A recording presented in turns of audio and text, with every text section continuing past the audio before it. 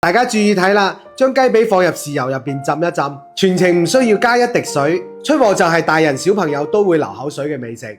其實咧，只要一個電飯煲就可以輕鬆搞掂啦，整出嚟連骨頭都係香嘅，做法真係好簡單。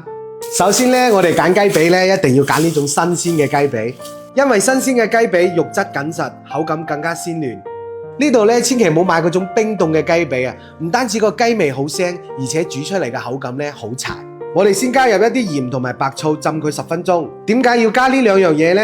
因為鹽同埋白醋可以快速滲透到雞肉入邊，從而有效咁浸出入邊嘅血水，而且仲可以去除雞身上嘅腥味。浸好之後咧，用滾水渌一下雞皮，等陣更加容易上色。今日買嘅雞髀真係又平又靚，先17蚊一斤，唔知道你哋嗰邊要幾錢一斤呢？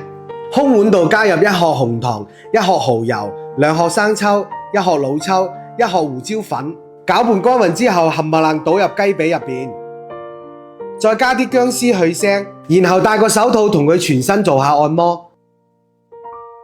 我每日都會分享做菜嘅小技巧，可唔可以俾個小紅心支持一下呢？唔該晒大家。塗抹均勻之後，封上保鮮膜放喺冰箱入邊。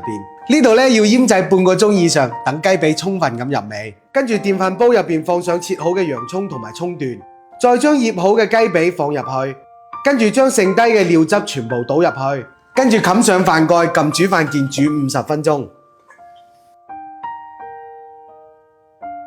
時間到啦，我哋打開個飯蓋，哇，香到成間屋都係呢個香味啊！呢個時候我哋一定要忍住口水，等雞髀攤凍咗先。再將雞髀撕成小塊，呢個時候直接裝盤就可以食啦。你睇咁樣做出嚟嘅豉油手撕雞，皮脆肉嫩，鹹香入味，全家人都中意食。就嚟過年啦，用嚟招待客人，個個都話你係大廚。